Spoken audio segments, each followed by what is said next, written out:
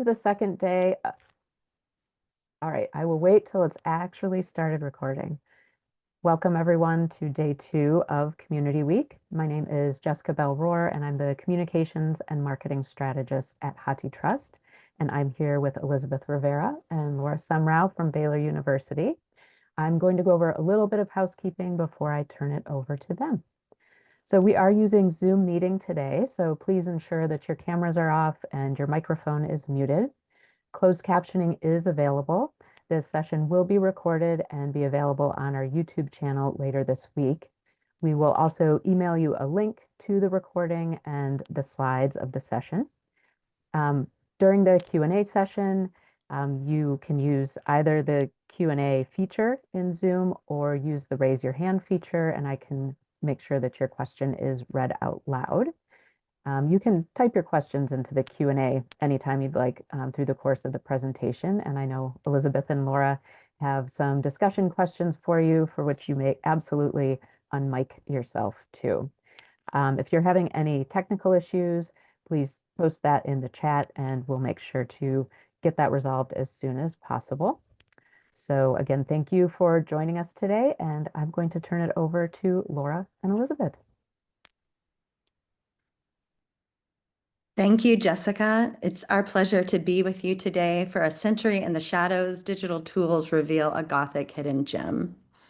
As we begin, if you would kindly write in the chat one word response of how you're showing up today, whether it's excited or curious is going to be my word that I'm going to drop in the chat. Just put in one word of what you're bringing to our session today. Coffee from Rice Majors, great. I've got mine here as well. Intrigued, interested, wondering, excited, also curious, spooky. I love it. We're so glad you're here. Tea.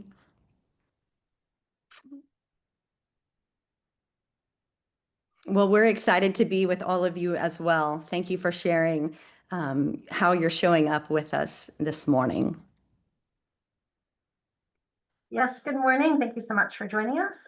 My name is Laura Semrau. I'm the Humanities Librarian here at Baylor University, and I'm joined by my colleague, Elizabeth Rivera, our University Archivist. We are thrilled to be able to share with you some of our work with a literature class here at Baylor. And before we dive into that, I just wanted to share a little bit about Baylor to explain our context. Baylor is located in Waco, Texas. We were founded in 1845. Baylor is now an R1 institution with a Christian mission. We have about 20,000 students, roughly 15,000 undergrads and 5,000 grad students, give or take a few. For the library context, we have Moody and Jones Library are kind of the hub of libraries that house the general collection. And then we have several special collections spread across campus, including Carroll Library, which we will be discussing, and Armstrong Browning Library. So today we'd like to share with you our tools and experiences in working with a particular literature class. So it's called the Ecogothic Literature class. We're also going to share unexpected collaborators, both here on campus and then outside of campus, including HathiTrust. And then we'd like to learn from you. We'd like to germinate a conversation around the topic of collaboration. We think it's important and crucial to do work both within an institution and external, with partners in multiple directions, but it can be challenging. So we'd like to talk about some of those, dynamics.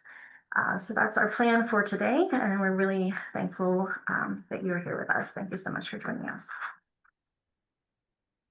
As we begin to lay the groundwork and express the framework of how this project came to be, it's important to understand at Baylor, they have teaching fellowships where teaching faculty members can apply for a summer fellowship to work 20 hours in one of the special collections and archives to be able to revamp and drastically change a course. And so in the summer of 2023, Dr. Sarah Ford came into Carroll Library and wanted to make some changes for a new course that she was developing and to use archival literature. And so that's the initiation. That's the groundwork in which I was able to meet Sarah Ford. She was working with these archival collections and was redeveloping a course, and she was very open to the ideas of using archives in her class, not just to, as some professors had done in the past, where they had just taken pictures and used them in PowerPoints. She was open and willing to bring students both into the archive as well. And so when she and I began speaking with one another, we just had some time to brainstorm and over various conversations. It wasn't one conversation, it was over many. And so I just planted seeds of being able to invite her to bring her class into the archive. I invited her to consider inviting my colleague, Laura Semrau, who is our humanities librarian, to provide bibliographic instruction. That primary resource is dependent on the secondary literature for the students to have the understanding of what's already been written, what is within the literature, and to be able to make connections better. And she was open and willing to that. But what makes this even more amazing is the fact that Laura was willing to invite others as well. So she was willing to step out and keep broadening that circle.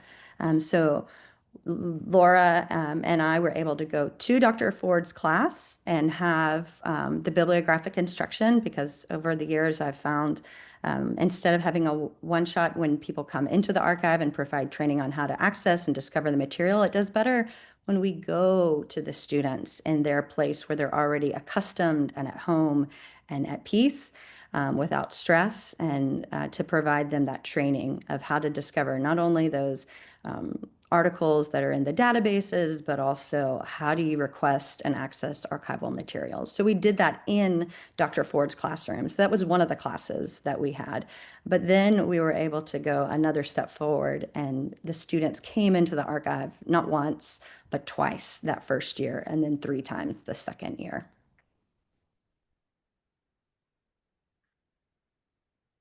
So I have to confess that I was thrilled when Elizabeth invited me to join in this, at first, this fellowship meeting with Dr. Ford, and then all that followed.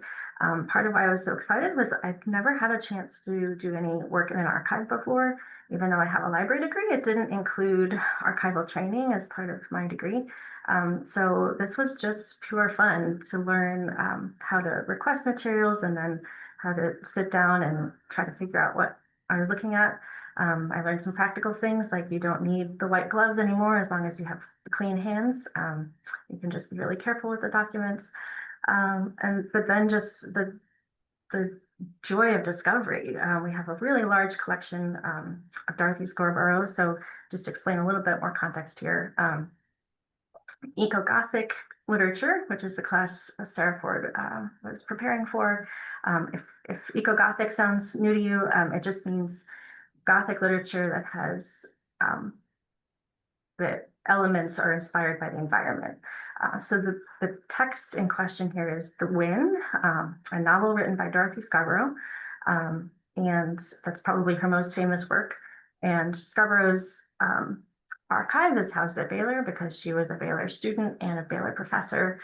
She later went on to teach at Columbia University as well. But we're pleased to house her archive.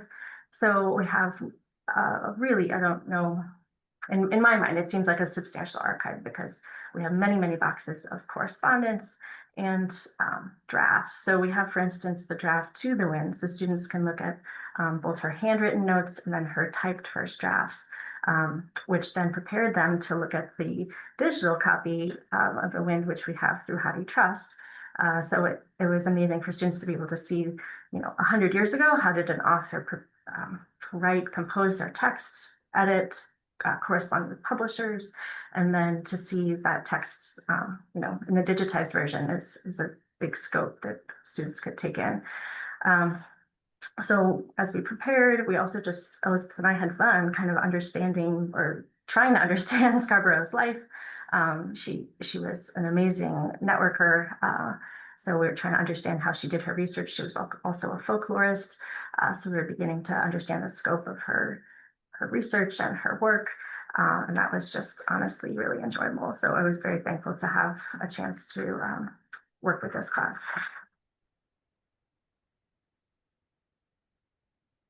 So as we move away from the traditional approach of one-shots, we were wanting to continue to invite the professors and the students and to advance them and produce better research, but also for them to become better learners. Then they can become contributors, and then they become advocates, whether it's for the archive, the library, or just the idea of how to collaborate in general. And so all of this together perpetuates an idea that together we can do more and together we can produce better research projects.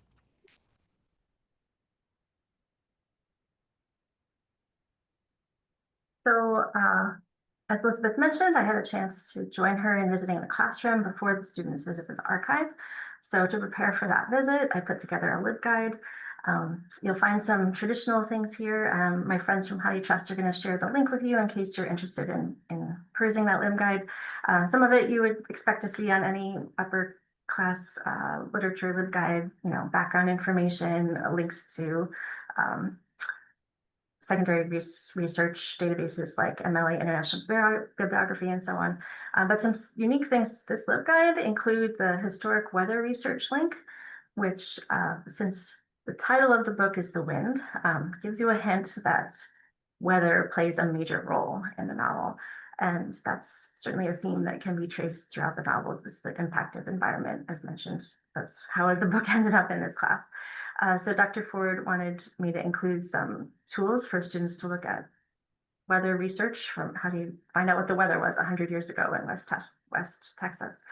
And then the other unique thing to this LibGuide is what is the archives link so that students know how to make their requests for what boxes they wanted to see when they would visit the archive, as well as a digital humanities tool. So let me show you. And again, if my friends could please share the link to the sentiment analysis tool, that would be great. So sentiment analysis is a type of digital humanities work. And this would not be possible if it was just Elizabeth and me involved. We invited our colleague Josh Ben, who's our Director of Data and Digital Scholarship, and he put this together. All the credit goes to Josh. And I believe he's joining us on this call today. So if you have questions that are of a technical nature, I think Josh will be willing to answer those questions later. But I'll do my best to explain the basics here. So Josh took HathiTrust's text version of The Wind, since it's out of copyright. He cleaned the text using clean text, in case you're interested in the technicalities here. He used Spacie to split the book into sentences and text blob to calculate sentiment score for each sentence, and then a tool called Pandas to structure the content and export to Excel. So you'll notice that the book is divided into 10 equal segments, so it doesn't follow the chapter division that you'll find in the novel, but that's okay because you can do other things. And users can plug a word into the tool to find out where it appears in the text and what other words are associated with it. And then if the language is generally positive or generally negative. So I'm going to do a quick demonstration. Let me just pop out of my PowerPoint for a moment here. Okay, so here's the live site. I hope everybody can see that. And there's a word cloud, which obviously the bigger words show up the most often in the text.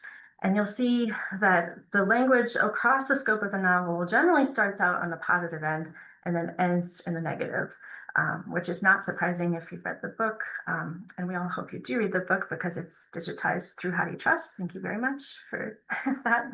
We wouldn't be here otherwise. And so there's a tragic ending. I'm not going to spoil it, but it's not surprising that there's this downward trend in the sentiment.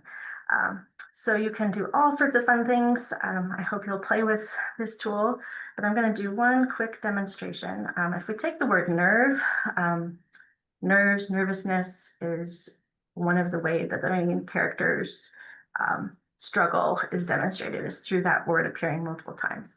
So I'm going to just search for the word nerve, and it's looking for that word throughout the scope of the novel.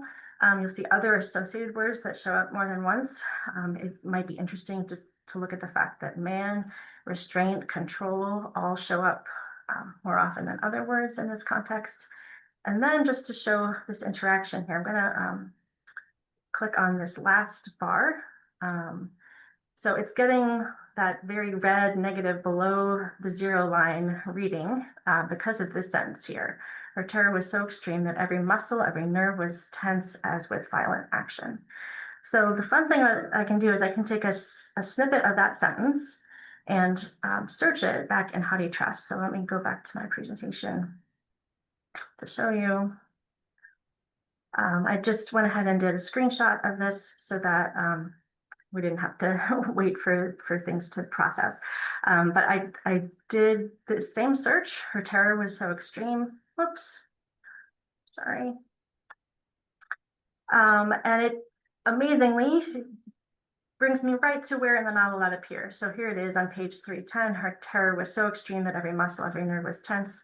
Her fear, her wild anger against the wind, against this man, etc. So you can find the context where this emotion is happening, and then as a literature student, explore what that means. So I have to say that this is just fun. As a librarian, I've never had a chance to work with this kind of tool in a classroom context before. And it reminds me of back in the days when I was a student in literature classes decades ago, how I would take copious slow notes, tracing individual words and phrases. And it's so fun to have this kind of distant reading tool that allows us to do that kind of analysis quickly and frees us up to do also, of course, close reading is still important, but this is just a really fun tool that HathiTrust helps us explore.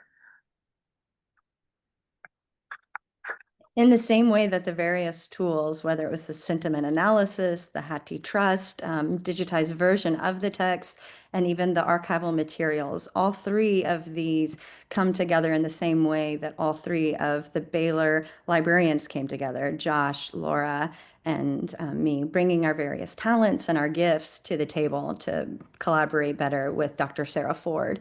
And so when Jessica asked for us to share our talk with you today, we began looking through HathiTrust's website, and we came across some things that really connected to our work, and realizing that HathiTrust became an unexpected collaborator, because if they hadn't have had that text online, Josh wouldn't have been able to create this amazing sentiment analysis tool, and the students wouldn't have been able to use the text as well, because it's so difficult to get Dorothy Scarborough's The Wind in print. So just unexpected partnerships came about because someone was willing to digitize their text, because this text is out of copyright, right? And so even before they knew that we would do this work, people were planting seeds, and we were coming along, watering those and using that. Both those products and those tools, right? So one of the things that stands out is, in the same way that courage is caught and not taught, so is collaboration, right? It's modeled. And that's one of the things that we wanted to showcase today through our time and our discussion. We want to keep widening that circle. And so a part of the work was assessing, after that first year, from the students' perspective, what was their experience. We had 17 students in that first year, and 15 students completed the survey for us. And then the second year, we had 100% completion. But these are some of the responses from some of the students for their feedback and their perspective, because it's one thing to do something and just have the professor's perspective or our perspective as librarians and archivists, but to actually hear from the students. It's really amazing. We used a 7-point Likert scale in our survey, and also some open response sections. And these are some of the comments from the students. Student one, I think it's interesting to note that appreciated the hands-on nature of archival work, even more so than what he or she expected and anticipated. And student three talked about the experience planting the possibility for the student to go on and do archival research that they may never have done in the future. And then 2 and 4 relating for the complexities in accessing archives for the physical proximity, And also that steep learning curve that's required in accessing that archival material. I mean, Laura had been through graduate school and never even worked with archival material. And so we're in a culture now that's changing and opening up archives to undergraduate students because archives are for learning. And that's where we wanted to showcase how that collaboration came to light. Jeremy Atkinson writes extensively on collaboration in academic libraries. But one of the things that I appreciate most about his ideas is I can go to the grocery store and I can buy a pound or 2 pounds of cherries, and they're great. And I have complete control of them. Or I can go out and plant a cherry tree, and the cherry continues to produce that fruit. And that's the idea of deep collaboration. Yes, it is extensive, it takes great work. But at the end of the day, would I rather have a bag of cherries that's going to go away in a little bit, either because I've consumed them or they've gone bad, or would I rather have the work of a tree that we have labored and helped to germinate and provide its nourishment for? And that's what teaching does. And that's why we argue that collaboration is caught rather than taught, because we're modeling it for the people. So this leads us to our first discussion question. So we hope that you will unmute, raise hands, and just consider some of the ideas with us. But what are some of the stories of collaboration that you might like to share? What lessons have you learned in your library or your archive that others could begin to apply?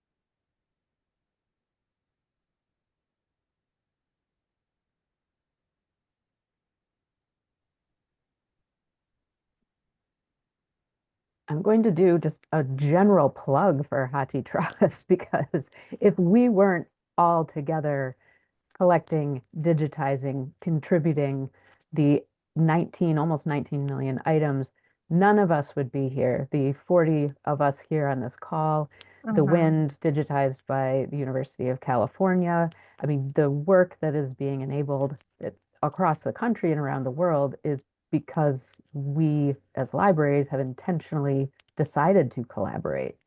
So I know this is like, that's large scale and you all are talking about really impactful small scale.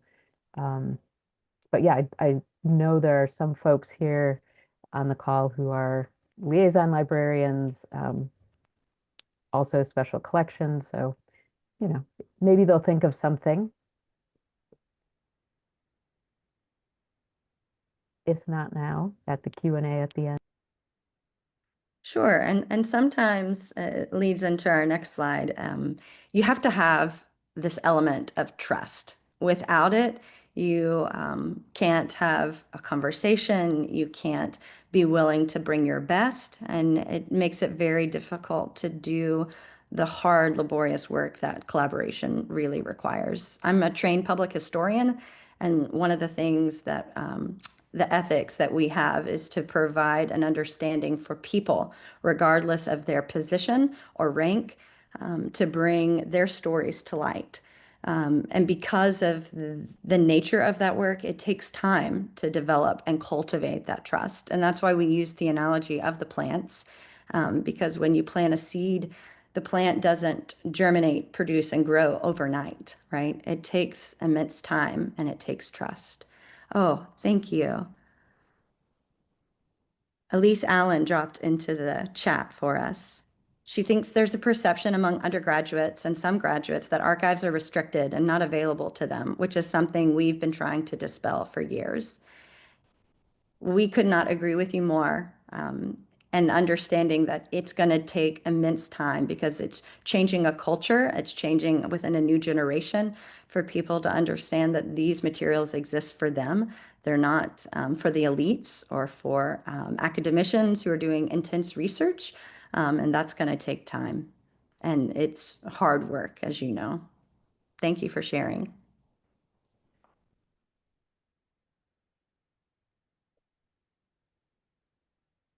So I just wanted to bring up this topic of roadblocks. That can have many different meanings, but the reason we chose pictures here of Carroll Library is because Carroll Library on the Baylor campus is a little bit tucked away, slightly off the main drag. And just the other day, I was walking into Carroll Library and a tour group was in front of me. Brand new students, they're going to be freshmen this fall. And the tour guide said to the students, "This is Carroll Library. You'll never go in here." And I didn't interrupt him, but in my head, I was like, no, no, no, don't say that. So for various reasons, Carroll Library seems aloof to students, and that physical building being separate from the main library causes a roadblock for some reason. Even though students are welcome to come and study there anytime we're open, it's a problem. So lack of proximity can often act as a barrier to the exchange of ideas. It's not just physical roadblocks, but let's think about some other types of roadblocks, things that stop us from collaborating well. Personality challenges, leadership might not be supportive of collaborative work. Maybe people are rewarded for individual work and less rewarded for collaborative work. Maybe institutional structures are not supportive of collaboration. Again, different types of physical proximity or distance. Or what other roadblocks come to mind when you think about when you've tried to collaborate? So we'd love to open up this question to the group. If you have any short stories to share, please feel free to unmute yourself and share, or share in the chat. We'd love to hear.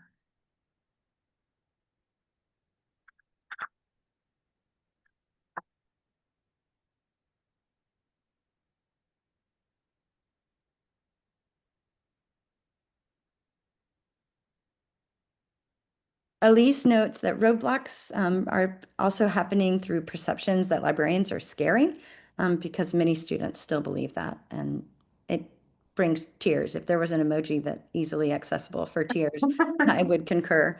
I have told my undergraduate students for years that I love to be that librarian who breaks all the stereotypes, right?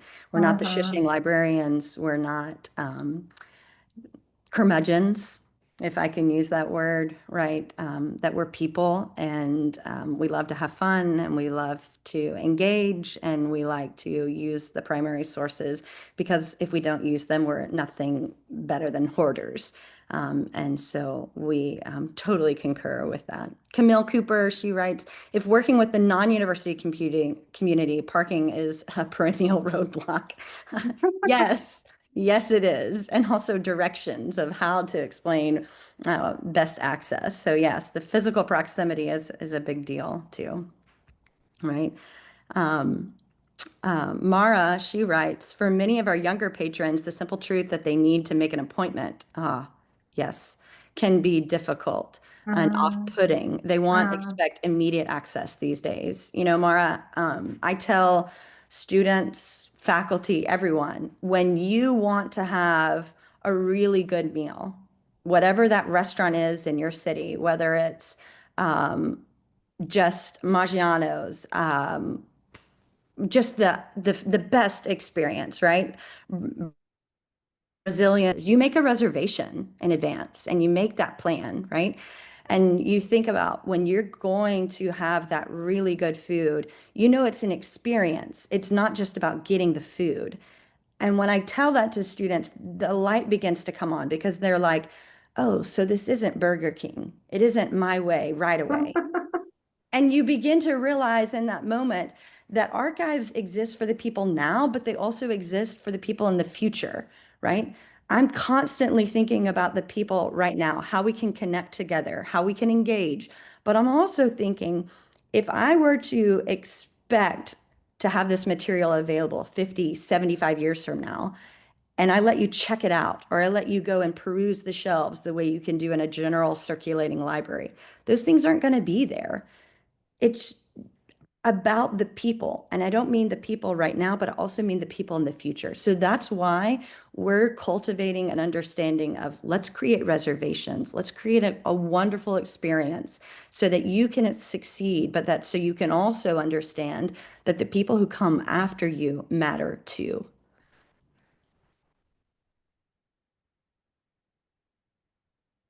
Uh, we've got Marie asking about the sentiment analysis is a great potential interest. We want to know what people in the past assumed as true, even if it was not usually written or spoken about. It's fascinating to think of ways that HathiTrust might be used to bring about those unspoken assumptions of the past about life, people, society, everything. To give an example, I was recently asked how people in the Old West thought about divorce and remarrying. I ended up checking the state laws, but it would be great to get beyond that small slice of printed history somehow. Oh, I like that. So true, Marie. And these kinds of tools can allow us to do that. That's great. Thank you. Is there anything else there? And I'll add just a twist to the question as well. Considering the fact that we're meeting online right now, and so many meetings and conferences happen online, how do we build trust and collaborate even with people who might be in a different state or, physically distant and yet available through the wonders of technology? Is it harder to trust people and build collaboration remotely compared to your, librarian in your next door office? I'll just throw that out there.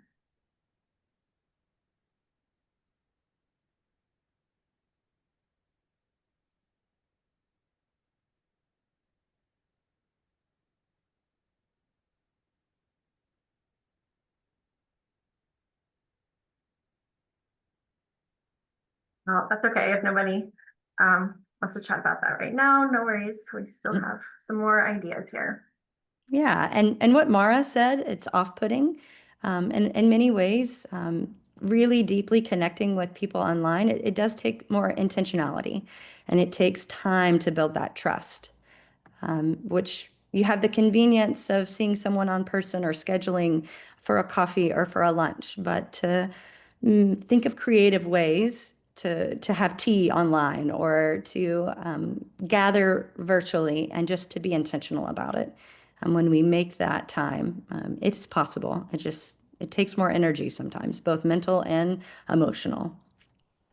So what digital tools support your collaborative endeavors? We've shared today how the digital text via HathiTrust, the sentiment analysis tool, and then even online digital collections here at Baylor are helpful because they provide a snapshot into the archival collections so that students can access them 24 hours a day when they've waited to the last minute and they need the archive at 2 o'clock in the morning when they're working on that paper. Those are still some digital tools that are available.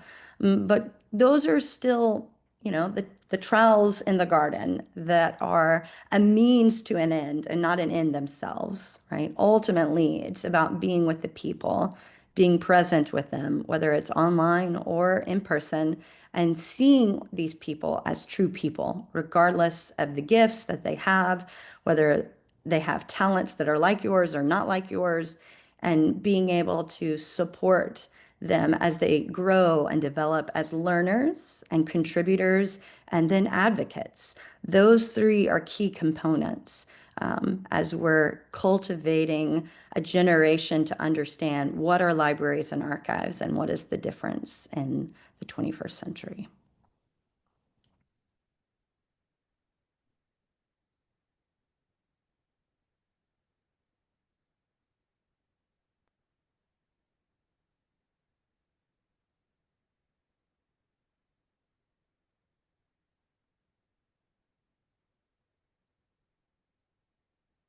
It must be really early, Laura.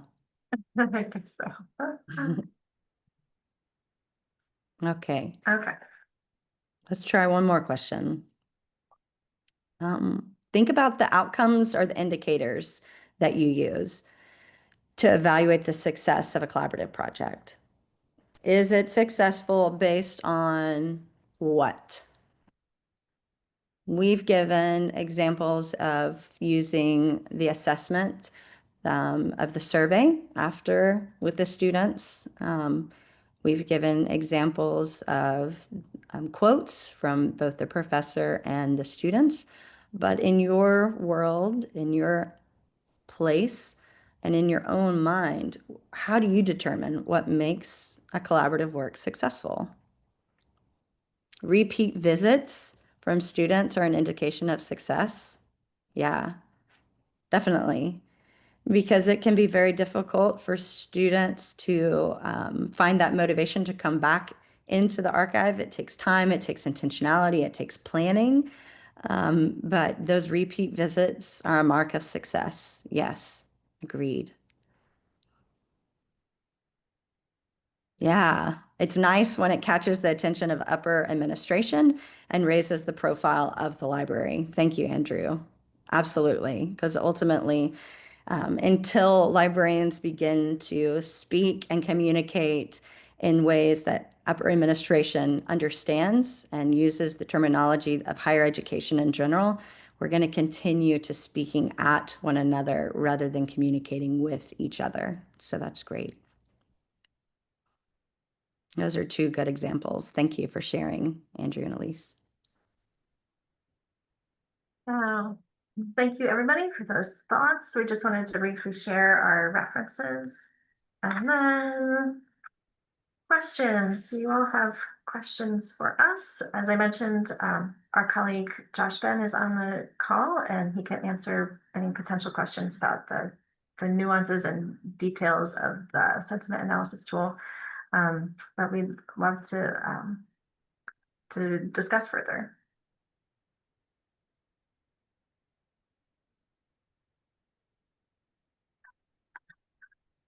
Chris Anderson shares that faculty buy-in, and then when they help recruit other faculty to consider and use the archives. That's a great example, Chris. Thank you. And Jennifer shares from Jessica Rohr, does anyone have any examples of successfully collaborating more generally with researchers or classes on incorporating digital texts?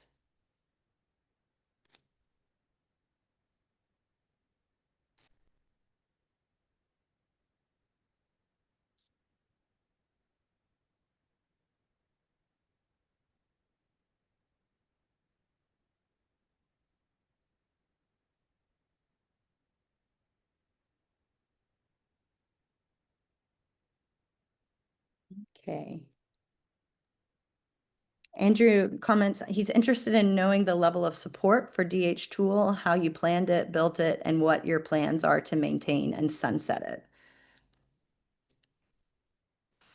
I'll start the answer, and then I hope that Josh Ben will jump in. I'd love to hear his insights here, but thank you, Josh, for turning on your camera. You're the best.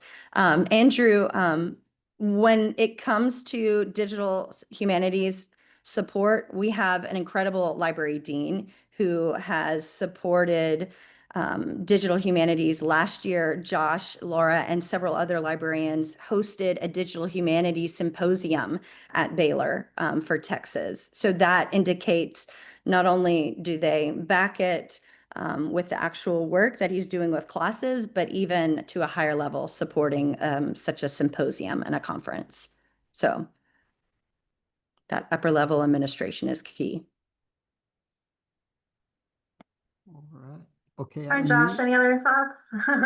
Welcome to the Yes. call. Well, without going too much in the weeds, unless there's a follow-up question that asks for weeds, we were able to take the text file, like Laura and Elizabeth said, from the HathiTrust and run it through a Python tool that we wrote custom in-house, but it's very, very straightforward, very easy to understand even for non-programmers.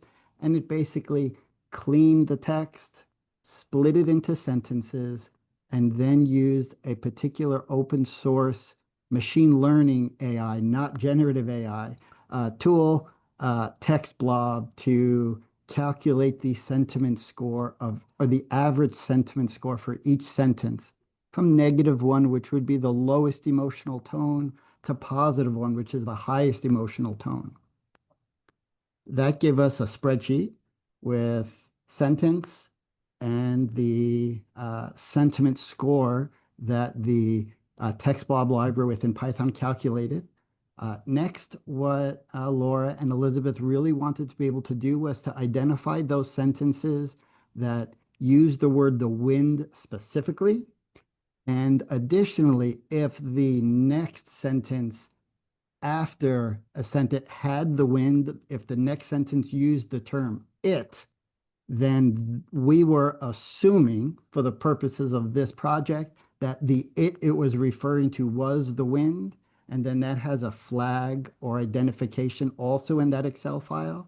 And so there's some really nice buttons on the dashboard that I'll talk about in a moment that will allow you to filter for that flag of did the sentence have wind or referencing wind, to just look at those sentences.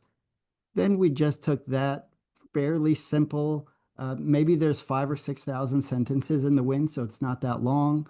We created a Power BI report pointed at that Excel file. And that report is using drag and drop tools. If you've never used Power BI before, it's like Tableau, but more focused on Windows for generating dashboards and reports. And that is what was pushed out to the students. So my understanding is the students never needed to see the Python code, never needed necessarily to see the spreadsheet.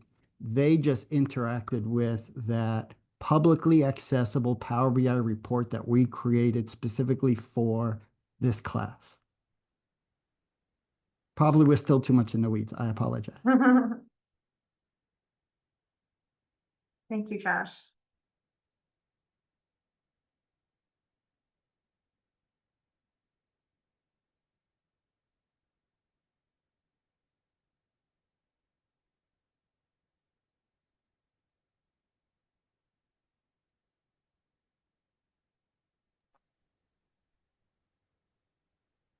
Well, if there are no other questions here at the moment, we can stop the recording, but you can all stay on.